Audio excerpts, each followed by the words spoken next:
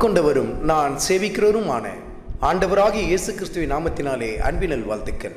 கிறிஸ்து இயேசுவுக்குள் மிகவும் பிரியமான அன்பு சகோதர சகோதரிகளே, நீதிமொழிகளின் புத்தகத்தில் 16வது அதிகாரத்தில் 32வது வசனத்தில், பலவானை பார்க்கிலும் நீடிய சாந்தமுள்ளவன் உத்தமன், பட்டணத்தை பிடிக்கிறவனை பார்க்கிலும் தன் மனதை அடக்குகிறவன் உத்தமன். இங்கு இரண்டு விதமான கூட்டத்தை கர்த்தருடைய ஆவியானவர் சுட்டி காட்டுகிறார். ஒன்று, பலவான், பட்டணத்தையே பிடிக்கத்தக்க பலனை உடைய ஒரு மனுஷன்.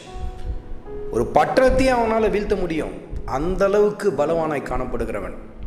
ஆனால் அவனை பார்க்கலாம் யார் பலவான்னு சொன்னால், தன் மனசை அடக்கிறான் பாருங்க, அவன் தான் யாரா பலவான் என்று சொல்லி கர்த்தருடைய ஆவியானவர் சுட்டி காட்டுகிறார். அவன் தான் உத்தமன் என்று சொல்லுகிறார்.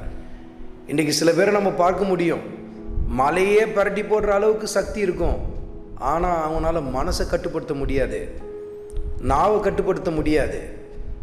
ஏதாவது ஒரு கோபம் ஒன்று வந்துருச்சுன்னா அவ்வளோதான், கட்டுக்கடங்காத வார்த்தைகள் வாயிலிருந்து புறப்பட்டு வரும், தாறுமாறான வார்த்தைகள் புறப்பட்டு வரும். பெரிய பலவான் போல காணப்படுவாங்க, ஆனால் நிறைய காரியங்களில் அவங்க பலகீனமாக காணப்படுவாங்க. மிக குறிப்பாக தங்கள் அந்தரங்க வாழ்க்கையில் பல பலகீனங்கள், மனதை கட்டுப்படுத்த முடியாத ஒரு நிலையில் காணப்படுவார்கள். கர்த்தருடைய ஆவியானவர் சுட்டி காட்டுகிறார். பட்டணத்தை பிடிக்கிறதோ அல்லது பல காரியங்களை சாதிக்கிறதோ முக்கியம் இல்லை, மனசை கட்டுப்படுத்துறது தான் ரொம்ப முக்கியமாக. அந்த மனதை எப்படி கட்டுப்படுத்த முடியும்? கர்த்தருடைய வார்த்தையை கொண்டு தான் அந்த மனதை கட்டுப்படுத்த முடியும் பாருங்கள்.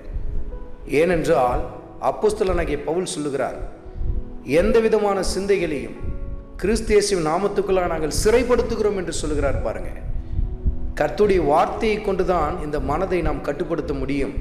மற்றபடி யோகா செய்கிறதுனாலையோ அல்லது இந்த காரியங்களை நான் அப்படியே ஒரு தியானத்தில் உட்கார்றதுனாலையோ மனதெல்லாம் கட்டுப்படுத்த முடியாது. அந்த வேலையில் கட்டுப்படுத்துனது போல் இருக்கும், ஆனால் அதுக்கப்புறம் அது கட்டுக்கடங்காத பல காரியங்களை செய்து கொண்டே இருக்கிறத தான் நம்ம பார்க்க முடியும். அதனால தான் நிறைய யோகா மாஸ்டர்ஸ்லாம் பார்த்திங்கன்னா பாலியல் சம்மந்தப்பட்ட பல பிரச்சனைகளை மாற்றத்தை நம்ம பார்க்க முடியும். ஏன் அவங்களால மனசை கட்டுப்படுத்த முடியல? இவ்வளோ எல்லாவற்றையும் செய்கிறவங்களால ஏன் இந்த காரியத்தை இப்படி கோட்டை விட்டாங்க? ஏன்னா அவைகளெல்லாம் தற்காலிகமாக தான் அந்த இடத்துல ஒரு பலனை தரும்.